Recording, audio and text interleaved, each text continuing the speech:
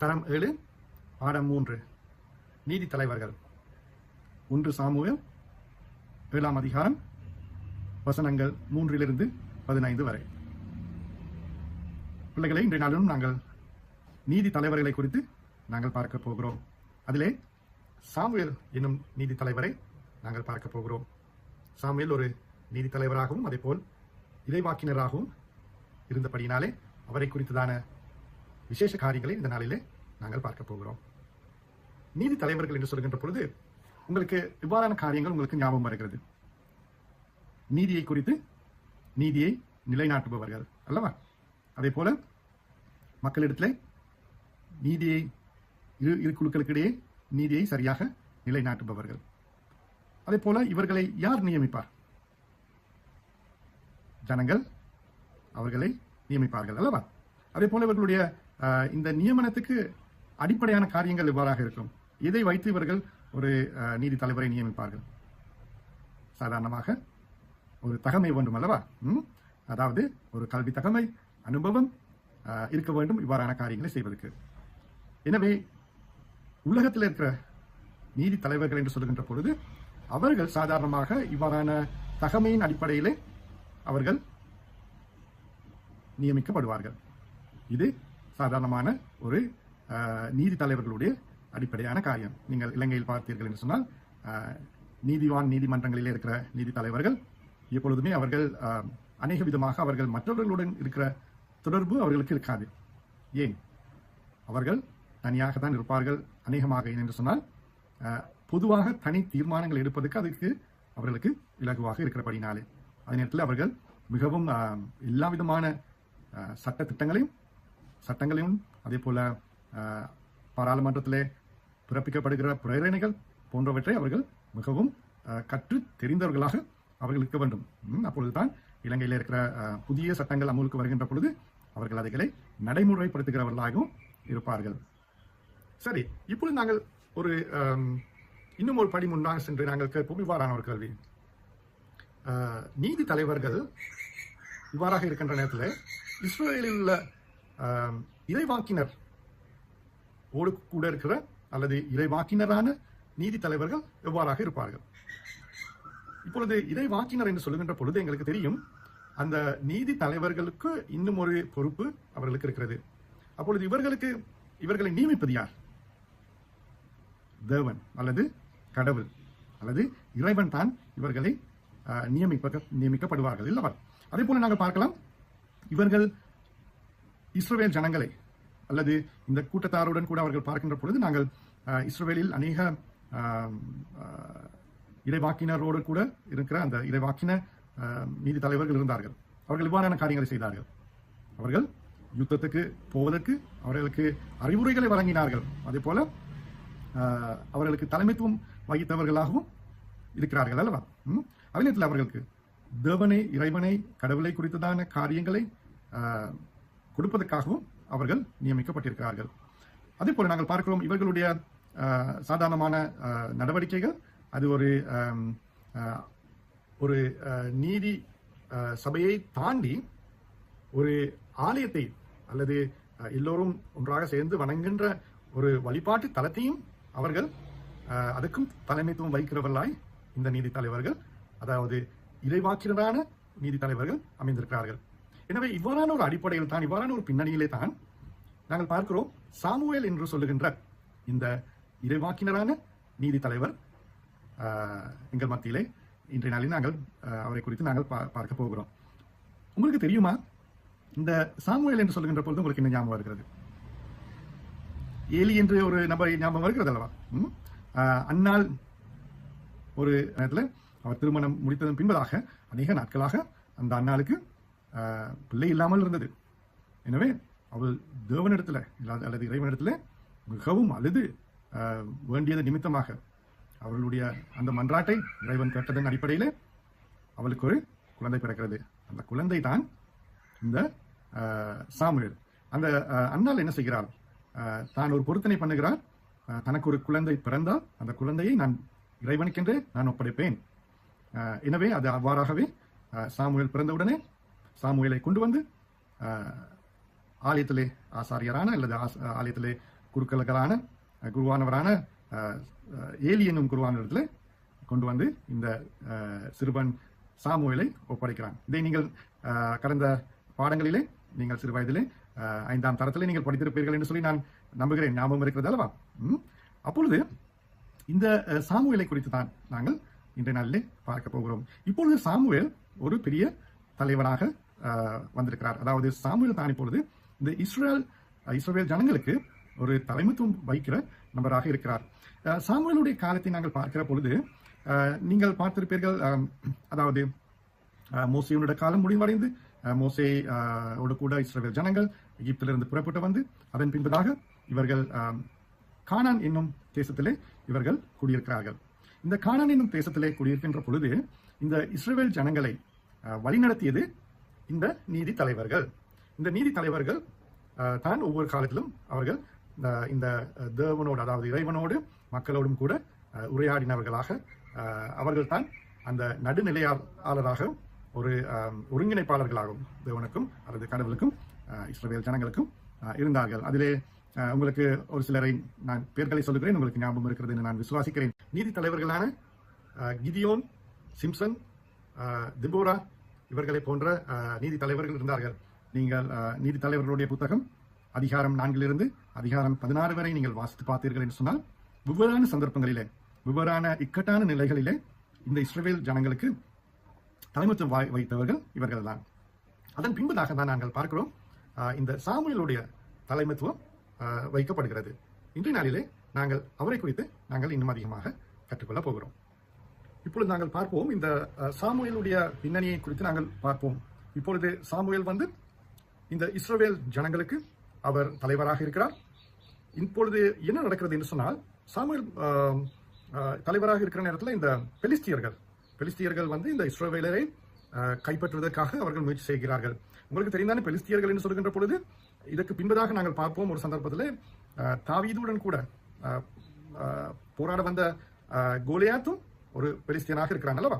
அப்பொழுது இந்த பெலிஸ்திய கூட்டம் எப்பொழுதுமே இந்த இஸ்ரவேல் ஜனங்களுடன் கூட ஒரு பெரிய ஒரு யுத்தத்திலே எப்பொழுதுமே இருப்பார்கள். எனவே இவர்கள் என்ன செய்தார்கள் என்று சொன்னால், இந்த மற்ற கோத்திரங்கள் அல்லது மற்ற கூட்டங்களோடு கூட இந்த இஸ்ரவேல் ஜனங்களை வேறுபடுத்தி அவர்கள் என்ன செய்தார்கள், இந்த பெலிஸ்தியர்கள் வந்து இந்த இஸ்ரவேல் ஜனங்களை அவர்கள் கைப்பற்றுவதற்கு, யுத்தத்திலே வெற்றி பெற செய்வதற்கு அவர்கள் முயற்சி செய்து கொண்டிருந்தார்கள். இப்பொழுதுதான் இந்த சாமுவேல் ஒரு தலைவராகவும் அதே போல ஒரு நீதி தலைவராகவும் ஒரு இறைவாக்கினராகவும் இந்த இடத்துல அவர் கிரியை செய்கிறார். அவருடைய தலைமைத்துவம் எவ்வாறாக என்று சொல்லி நாங்கள் பார்ப்போம். இப்போ சாதாரணமாக நீங்கள் பார்ப்பீர்கள், ஒரு யுத்தத்துக்கு யாராவது வந்தீர்கள் என்று சொன்னால் எங்களை விட பெரியவர்கள் அல்லது எங்களை விட பலசாலிகள் வந்தார்கள் என்று சொன்னால் எப்பொழுதுமே நாங்கள் பயப்படுவோம் அல்லவா? அதே போல எங்களுக்கு இருக்கிற ஆயுதங்களை விட நவீன ஆயுதங்கள் அல்லது எங்களை விட பலசாலிகளாக இருப்பார்கள் என்று சொன்னால் எங்களுக்கு பயம் வரும். ஏனென்று சொன்னால் அவர்கள் எங்களை கைப்பற்றி விடுவார்கள் என்று சொல்லி. இந்த இடத்திலும் அவ்வாறாக தான் நடைபெற்றது. பெலிஸ்தர்களை குறித்து இந்த இஸ்ரவேல் ஜனங்கள் பயந்தார்கள். இப்பொழுது இதற்கு தலைமைத்துவம் வைத்த சாமுவேல் கூறிய காரியம் என்னவென்று சொன்னால், சாமுவேல் முதலாவதாக கூறிய காரியம் நாங்கள் பார்ப்போம், 3ஆம் வசனத்தில் இருக்கிறது. இஸ்ரவேல் வீட்டார் அனைவரும் சாமுவேல் கூறியது, நீங்கள் முழு உள்ளத்தோடும் ஆண்டவரிடம் திரும்பினால் வேற்று தேவர்களையும் அஸ்தரோத்தையும் உங்களிடத்திலிருந்து அகற்றி விடுங்கள். உங்கள் உள்ளங்களையும் ஆண்டவருக்காக தயார் செய்யுங்கள். அவருக்கு மட்டுமே ஊழியம் செய்யுங்கள். பெலிஸ்தியர் கையினின்று அவர் உங்களை விடுவிப்பார். பாருங்கள், இந்த அந்நிய தேவர்களை விட்டு விலகினால் பெலிஸ்தியர் உங்களை பெலிஸ்தியருடைய வெற்றியை உங்களுக்கு கடவுள் தருவார் என்று சொல்லி இதுல இன்னும் 4ஆம் வசனத்தில் கூறப்படுகிறது, இஸ்ரேல் மக்கள் பாகால்களையும் அஸ்தரோத்தையும் விலக்கிவிட்டு ஆண்டவருக்கு மட்டுமே ஊழியம் செய்தார்கள். இப்பொழுது பாருங்கள், இந்த வெற்றிக்கு அல்லது இந்த பயத்துக்கு பின்பாக இருந்த காரணம் என்ன? இவர்கள் தேவனை அல்லது இறைவனை விட்டு இவர்கள் மற்ற தேவர்களை இவர்கள் தங்களுடைய தேவர்களாக ஆக்கிக் கொண்டார்கள். உங்களுக்கு ஞாபகம் இருக்கும், அந்த சாதாரணமாக இவர்கள் இஸ்ரவேல் ஜனங்கள் எகிப்திலிருந்து வருகின்ற பொழுது அங்குள்ள தேவர்களையும் எடுத்துக்கொண்டு வந்தார்கள். இதன் அடிப்படையில் தான் இவர்கள் இந்த பொன்னிலாக செய்யப்பட்ட ஒரு கன்றுக்குட்டியை செய்து இவர்கள் வார்த்து அதை வணங்குகிறார்கள். இவ்வாறாக இவர்கள் என்ன செய்தார்கள், இந்த பாகால் திரையிலை நீங்கள் பாருங்கள், பாகால் தெய்வங்களையும் அதே போல அஸ்தரோத்து என்று சொல்கின்ற தேவர்களையும் இவர்கள் வணங்கினார்கள். இந்த பாகாலுடைய படத்தை நீங்கள் பார்த்தீர்கள் என்று சொன்னால், பாகாலுடைய ரூபம் சரியாக ஒரு மாட்டை போல இருக்கிற ஒரு ஒரு உருவம் தான் இருக்கிறது. எனவே தான் அவர்கள் அந்த கன்றுக்குட்டியை அவர்கள் உருவாக்கினார்கள். எனவே இந்த இடத்துல நாங்கள் பார்க்கிறோம், சாமுவேல் இந்த இடத்துல கூறுகிறார், நீங்கள் இவைகளை விட்டு விலகுங்கள் என்று சொல்லி. அதே போல அவர் இன்னொரு தலைமைத்துவம் வைக்கிறார், நீங்கள் அந்நிய தேவர்களை விட்டு விலகுங்கள். அதே நேரத்திலே அவர் இஸ்ரவேல் அனைவரையும் மிஸ்பா என்ற ஒரு இடத்திலே கூடுங்கள் என்று கூறுகிறார். மிஸ்பா என்ற இடத்திலே கூறுங்கள் என்று கூறுகிறார். அந்த இடத்துல நாங்கள் பார்க்கிறோம், மிஸ்பா என்று கூறுகின்ற மிஸ்பா அர்த்தம் என்ன என்று சொன்னால், அது ஒரு ஜாமம் காக்கிற ஒரு இடம் என்று சொல்லலாம். அல்லது அதனுடைய அர்த்தம் அதாவது காவலாளிகளுடைய ஒரு அரண் என்று சொல்லலாம். அவ்வாறான ஒரு பெயர் கொண்ட இடத்திலே தான் இந்த இஸ்ரவேல் ஜனங்கள் அனைவரையும் இவர் வரும்படியாக கூறுகிறார். ஏனென்று சொன்னால், நாங்கள் எல்லோரும் ஒன்று சிறந்து நாங்கள் இறைவனிடத்திலே நாங்கள் மன்றாடுவோம். இறைவனிடத்திலே நாங்கள் அவரிடத்திலே நாங்கள் எரி பலி செலுத்தி நாங்கள் அவரிடத்திலே மன்றாடுவோம். அப்பொழுது அவர் எங்களுக்கு வெற்றியை தருவார் என்று சொல்லி இந்த சாமுவேல் என்ன செய்கிறார், இந்த இஸ்ரேல் ஜனங்களை மிஸ்பாவிலே கூடி வருகிறார். அதன் பின்பதாக நாங்கள் பார்க்கிறோம், அவர் ஒரு காரியத்தை ஜனங்களோடு கூறுகிறார். அவர்கள் நோன்பு இருக்கிறார்கள்.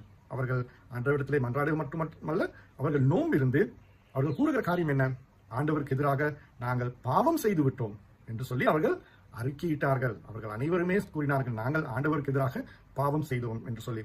எனவே அதன் பின்பதாக நாங்கள் பார்க்கிறோம், இவர்கள் இந்த மிஸ்பாவிலே கூடி இவர்கள் இறைவனை வழிபடுகிறார்கள் என்று சொல்லி அந்த பெலிஸ்தர்கள் கேள்விப்பட்டவுடனே அவர்கள் பெலிஸ்தர்கள் நினைத்தார்கள், இப்பொழுது நல்ல சந்தர்ப்பம், இவர்கள் பயந்து போய் இவர்கள் கடவுளிடத்திலே அவர்கள் கெஞ்சு கொண்டிருக்கிறார்கள், இந்த சந்தர்ப்பத்திலே நாங்கள் போய் அந்த இஸ்ரவேல் ஜனங்களை நாங்கள் அடிமைப்படுத்திக் கொள்ளலாம், அல்லது அவர்களுக்கு மேலாக நாங்கள் வெற்றி கொள்ளலாம் என்று சொல்லி இவர்கள் நினைத்து என்ன செய்தார்கள், இந்த இஸ்ரவேல் ஜனங்களை யுத்தம் செய்வதற்காக அவர்கள் இந்த இடத்திலே வந்தார்கள். இப்பொழுது நாங்கள் பார்க்கிறோம், இந்த சந்தர்ப்பத்திலே இவர்கள் வருகிறார்கள் என்று கேள்விப்பட்டவுடனே நாங்கள் பார்க்கிறோம், இஸ்ரவேல் ஜனங்கள் உண்மையிலே பயந்தார்கள். 7ஆம் வசனத்திலே நாங்கள் பார்க்கிறோம், இஸ்ரேல் மக்கள் மிஸ்பாவிலே ஒன்று கூடியதை பெலிஸ்தர்கள் கேள்விப்பட்டனர். அப்பொழுது பெலிஸ்திய தலைவர்கள் இஸ்ரேலுக்கு புறப்பட்டார்கள். இதை கேட்ட இஸ்ரேல் மக்கள் பெலிஸ்தரை முன்னிட்டு அச்சமுற்றார்கள். இப்பொழுது பாருங்கள், இவர்கள் மிகவும் பயந்தார்கள். என்று சொன்னால், இப்பொழுது இவர்கள் ஒன்று கூடி ஒரு இடத்துல இருக்கிறார்கள், இலகுவாக கைப்பற்ற விடலாம் என்று சொல்லி. இதற்கு பதிலாக சாமுவேல் கூறுகிற வசனத்தை நீங்கள் பாருங்கள், நம் கடவுளாகிய ஆண்டவர் பெலிஸ்தியர் கையில் என்று நம்மை காக்கும்படி அவரிடம் விடாமல் மன்றாடுவோம். பாருங்கள் பிள்ளைகளே, என்ன கூறுகிறார், நாம் கடவுளாகிய ஆண்டவர் பெலிஸ்தரின் கையில் நம்மை காக்கும்படி அவரிடம் விடாமல் மன்றாடுவோம். இப்பொழுது நீங்க பார்ப்பீர்கள், அதாவது ஒரு யுத்தம் வருகிறது. இந்த யுத்தத்துக்கு நாங்கள் தயார்படுத்துவோம் என்று சொன்னால் நாங்கள் என்ன செய்வோம், சாதாரணமாக நாங்கள் யுத்த கவசங்களையும் அதே போல யுத்த ஆயுதங்களையும் அதே போல பயிற்சிகளையும் நாங்கள் செய்வோம் அல்லவா. ஆனால் இந்த இடத்துல பாருங்கள், சாமுவேல் என்ன கூறுகிறார், விடாமல் மன்றாடும்படியாக, விடாமல் மன்றாடும்படியாக, யுத்தத்திலிருந்து ஜெயிக்கப்படியாக. இப்போ பாருங்கள், அதாவது இந்த இறைவனை அண்டிய ஜனங்கள் யுத்தங்களை மேற்கொள்கின்ற பொழுது அவர்களுடைய மற்றவர்களை போல அல்ல யுத்தம் செய்வது. ஏனென்று சொன்னால், இறைவனோடு கூட இருக்கிற தொடர்பு சரியாக இருக்கிற நேரத்தில் இறைவன் எங்களுக்காக யுத்தம் பண்ணுவார். இறைவன் எங்களுக்காக யுத்தம் பண்ணுவார். இதைத்தான் அன்று அந்த மிஸ்பாவிலே கூடியிருந்த இஸ்ரேல் ஜனங்கள் அனுபவித்தார்கள். நாங்கள் அடுத்த வசனங்களிலே நாங்கள் பார்க்கின்ற பொழுது இவர்கள் தொடர்ந்தும் மன்றாடினார்கள். சாமுவேல் ஒரு ஆட்டுக்குட்டி எடுத்து அதை ஆண்டவருக்கு எரிபலி செலுத்தி ஆண்டவருக்கு அவர்கள் கொடுத்தார்கள் அல்லவா. அதன் பின்பதாக நாங்கள் பார்க்கிறோம், சாமுவேல் இவ்வாறு எரிபலி செலுத்தி கொண்டிருக்கும் பொழுது பெலிஸ்தியர் இஸ்ரேலுடன் போரிட நெருங்கினார்கள். அன்று ஆண்டவர் பெலிஸ்தர் மீது பேரிடி முழங்க செய்து அவர்களை கலங்கடித்து அவர்கள் இஸ்ரேல் முன்பாக தோல்வியுற்றனர். இஸ்ரேல் மிஸ்பாவில் புறப்பட்டு பெட்கார் பள்ளத்தாக்கு வரை பெலிஸ்தரை துரத்தி சென்று அவர்களை வெட்டி வீழ்த்தினார்கள். இதிலிருந்து நாங்கள் பார்க்கிறோம், 12ஆம் வசனத்திலே மிகவும் முக்கியமான ஒரு சந்தர்ப்பம் வருகிறது. சாமுவேல் ஒரு கல்லை எடுத்து அதை மிஸ்பாவிலே சோனாவுக்கு நடுவிலே நிறுத்தி, ஆண்டவர் இதுவரை நமக்கு உதவி செய்தார் என்று கூறி அதற்கு எபனேசர் என்று பெயரிட்டார். இப்போது உங்களுக்கு ஞாபகம் வரும், எபனேசர் என்று பேருள்ளவர்கள் நீங்கள் கண்டீர்கள் என்று சொன்னால் அவர்களுடைய அந்த அர்த்தம் என்ன, இறைவன் இதுவரை நமக்கு உதவி செய்தார். எனவே பிள்ளைகளே, நாங்கள் எப்பொழுதுமே கருத்தாக இருக்க வேண்டும். இந்த யுத்தங்களை நாங்கள் இறைவனோடு இருக்கிற நேரத்தில் யுத்தங்களை அவர் நமக்காக செய்கிறவராய் இருக்கிறார். சாமுவேலுடைய தலைமைத்துவத்திலே ஒரு முக்கிய காரியங்கள் காணப்படுகிறது. சாமுவேல் இறைவனோடு இருந்த அந்த தொடர்பின் அடிப்படையிலே யுத்தங்கள் வந்த பொழுதும் அதற்கு இஸ்ரவேல் ஜனங்களை சரியான விதத்திலே அவர் வழிநடத்துகிறார்.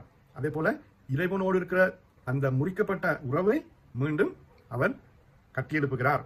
அதே போல இறைவனுக்கு செலுத்த வேண்டிய இரு பலிகளை சரியான நேரத்தில் செலுத்துகிறார். அதே போல நாங்கள் கடைசியாக பார்க்கிறோம், யுத்தங்கள் வந்தாலும் சத்துருக்கள் அவர்களை நெருங்கி வந்தாலும் அவர் ஒருபோதும் பயப்படவில்லை. எனவே பிள்ளைகளை நாங்களும் இந்த சாமுவேலை போலவத்தான் இறைவனோடு இருக்கிற தொடர்பு எங்களுக்கு எப்பொழுதுமே சரியான விதத்தில் இருந்தால் என்று சொன்னால் நாங்கள் ஒருபோதும் பயப்பட தேவையில்லை. அதே நேரத்தில் எபனேசர் என்று சொல்லுகின்ற பொழுது அவர் இதுவரை நமக்கு உதவி செய்தார். அதிலிருந்து அர்த்தம் என்னவென்றால் இனிமேலும் நமக்கு அவர் உதவி செய்வதற்கு நம்மளோடு இருக்கிறார் அல்லவா. இப்பொழுது நாங்கள் இன்னொரு விஷயத்தை நாங்கள் பார்ப்போம். அதாவது நீதி தலைவர்களும் இறைவாக்கினரும் இருக்கின்ற பொழுது எங்களுக்கு அந்த அவர்களுடைய கட்டளைகளை அவர்களுடைய படிப்பினைகளை நாங்கள் பின்பற்ற வேண்டியவர்களாக இருக்கிறோம். நாங்கள் பார்க்கிறோம் வேதாமத்திலே அநேக நீதி தலைவர்கள் அதே போல் இறைவாக்கினர் கூறிய காரியங்கள் இருக்கிறது அல்லவா, அவைகளை நாங்கள் பின்பற்ற வேண்டியவர்களாக இருக்கிறோம். அவர்கள் தலைமைத்துவம் வைத்தவர்களாக இருக்கிறார்கள் என்று நாங்கள் பார்க்கிறோம். அதே போல அவர் இறைவன் எங்களுக்காக காரியங்களை அவர் ஏற்படுத்துகிறவராகவும் இருக்கிறார். அதே போல நாங்கள் பார்க்கிறோம் நாங்கள் ஒன்றாக சேர்ந்து இறைவனத்திலே மன்றாடுவதனுடைய முக்கியத்துவம் உங்களுக்கு விளங்குகிறது அல்லவா. நாங்கள் தனியாக நாங்கள் இறைவனத்தில் மன்றாடுதல் செய்யத்தான் வேண்டும். அதை தவிர பொதுவான காரியங்களுக்கு நாங்கள் இறைவனத்திலே மன்றாட வேண்டும். உதாரணமாக எடுத்தால் உங்களுடைய தேசத்தை குறித்து நாங்கள் ஒன்றாக மன்றாட வேண்டும் அல்லவா. அதிலே நாங்கள் பெரியவர்கள் சிறியவர்கள் என்று சொல்லியில்லை, யாருனாலும் நாங்கள் ஒன்றாக சேர்ந்து நாங்கள் இறைவனத்திலே ஒன்றாக பொதுவான காரியங்களுக்கு நாங்கள் ஒன்றாக மன்றாடுவது அது ஒரு பெரிய ஒரு பலத்தை ஏற்படுத்துகிறது. பிள்ளைகளே நாங்கள் சிந்தித்து பார்ப்போம், எங்களுடைய ஒன்றாக சேர்ந்து நாங்கள் மன்றாடக்கூடிய காரியங்கள் என்ன இருக்கிறது என்று சொல்லி. நீங்கள் உங்களுடைய பாடசாலையிலே இருக்கிற தேவைகளுக்காக நீங்கள் ஒன்றாக மன்றாடலாம், அல்லது நீங்கள் உங்களுடைய வகுப்பிலே இருக்கிற ஒரு நபருக்காக உங்களுடைய நண்பனோ நண்பிக்காகவோ நீங்கள் ஒன்றாக சேர்ந்து மன்றாடலாம், அல்லது உங்களுடைய வகுப்பிலே படிக்கிற ஒரு மாணவனுடைய பெற்றோர்கள் சகோதர சகோதரிகள் அவர்களுக்காக நீங்கள் ஒன்றாக மன்றாடலாம். அவ்வாறும் இல்லாவிட்டால் நீங்கள் பாடசாலைக்காக ஒன்றாக மன்றாடலாம், அதே நேரத்திலே நாட்டுக்காக நீங்கள் ஒன்றாக மன்றாடலாம், அல்லது உங்களுடைய ஆலயங்களுக்காக நீங்கள் ஒன்றாக மன்றாடலாம், ஆலய தலைவர்களுக்காக ஒன்றாக மன்றாடலாம், நாட்டினுடைய ஜனாதிபதிக்காக, பிரதம மந்திரிகளுக்காக, அமைச்சர்களுக்காக, அல்லது வெவ்வேறான அமைச்சுகள் இருக்குது அல்லவா, விளையாட்டுத்துறை அமைச்சுகள் இருக்கிறது, கல்வித்துறை அமைச்சுகள் இருக்கிறது, இவைகளுக்காகவும் நீங்கள் ஒன்றாக சேர்ந்து நீங்கள் மன்றாட முடியும். இது உங்களுக்காக கொடுக்கப்படுகிற ஒரு சந்தர்ப்பமாகவும் இருக்கிறது. அதே நேரத்தில் சமுதாயத்திலே வெவ்வேறான சந்தர்ப்பங்களிலே நாங்கள் எங்களுடைய குரலை நாங்கள் மேலோங்க செய்ய வேண்டிய சந்தர்ப்பம் இருக்கிறது. நாங்கள் கதைக்க வேண்டிய நேரத்தில் நாங்கள் கதைக்க வேண்டும், நாங்கள் கிரியை செய்ய வேண்டிய நேரத்தில் நாங்கள் கிரியை செய்ய வேண்டும். நாங்கள் எப்பொழுது கதைக்க வேண்டுமோ அந்த நேரத்தில் நாங்கள் அமைதியாக இருக்க முடியாது. எப்பொழுது நாங்கள் கிரியை செய்யணுமோ அந்த நேரத்தில் நாங்கள் கிரியை செய்யாமல் இருக்க முடியாது அல்லவா. நாங்கள் ஒரு தேவை இருக்கிற நேரத்தில் நாங்கள் ஓடி போய் அந்த தேவைக்கு பரிகாரம் தேடத்தான் வேணும், சாக்கு போக்குகளை சொல்லிக்கொண்டு இருக்க முடியாது. எனவே தேவன் இறைவன் உங்களுக்கும் எனக்கும் இந்த சந்தர்ப்பத்தை கொடுத்திருக்கிறார். அதை நாங்கள் சரியான விதத்தில் நாங்கள் பயன்படுத்திக் கொள்வோம். உங்களுக்கான மரண வசனம் இதோ கொடுக்கப்பட்டிருக்கிறது. இணை சட்டம் அதிகாரம் 28 வசனம் 8. உன் களஞ்சியங்களிலும் நீ மேற்கொள்ளும் செயல்கள் அனைத்திலும் நீ ஆசி பெறும்படி ஆண்டவர் ஆணையிடுவார். உன் கடவுளாகிய ஆண்டவர் உனக்கு செவி கொடுக்கவிருக்கும் நாட்டில் நீ ஆசி பெற்றிடுவாய். பிள்ளைகளை நாங்கள் ஒன்றாக சேர்ந்து நாங்கள் மன்றாடுவோமா? நாங்கள் கரங்களை கூப்பி கண்களை மூடி நாங்கள் ஒன்றாக சேர்ந்து மன்றாடுவோம். அன்பான இறைவா, சாமுவேலைப் போல நீதியான செயற்பாடுகளை செய்ய எங்களை வழிநடத்தும். பிள்ளைகளையும் அதே போல பிள்ளைகள் படிக்கின்ற காரியங்களிலும் அவர்களை பலப்படுத்தும். இறைமகன் இயேசுவின் வழியாய். ஆமென். வணக்கம் பிள்ளைகளே.